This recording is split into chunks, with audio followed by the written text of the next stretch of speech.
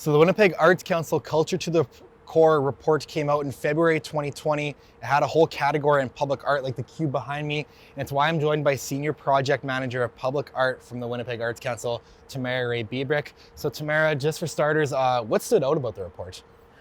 You know what? It's funny because I think in these days of social media, sometimes we live in a bit of a bubble, and it was so encouraging and rewarding to see how just general Winnipeggers value the work that we do, value the art that is made in this city, and participate in the art and are making it themselves. So it was super exciting just to see the overwhelming support for art and creative expression in the city. Mm-hmm. And 90% of Winnipeggers ended up saying that art enhances the quality of life in Winnipeg. So what about art does that? Well, I think what's exciting about art is just that it allows people to express themselves in different ways. It brings people together. You know, we're standing here in Old Market Square, which is kind of, we're right in the heart of the arts community, close to the theaters, close to where so many of the festivals happen in the summertime. And it's just this really great way to bring our city together to like celebrate and to share different ideas.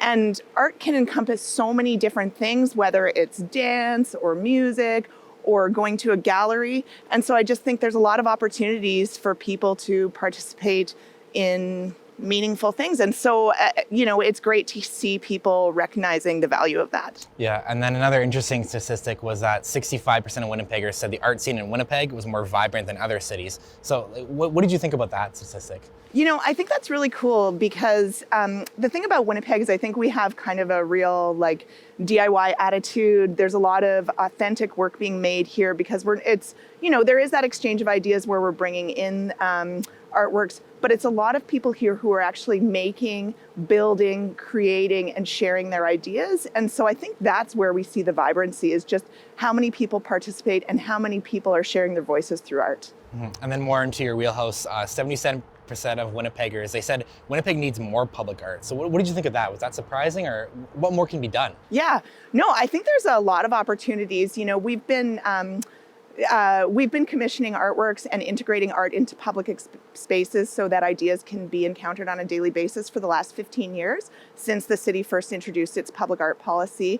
And we have really great works downtown that are well known, like Empty Full, the fountain in Millennium Library Park, like Agassiz Ice, the iceberg in Assiniboine Park. We've been bringing in new works in the last couple of years by Indigenous artists. So in Air Canada Park on Portage Avenue, we have works by Rebecca Belmore, which is super cool, and Julie Nagum, and Kenneth O'Valley, and Roland Souliette.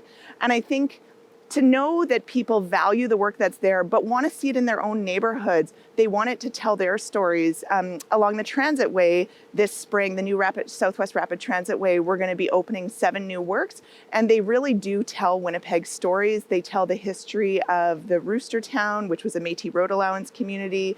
They talk about the history of Japanese Canadians being brought here after World War II and working on the sugar beet farms.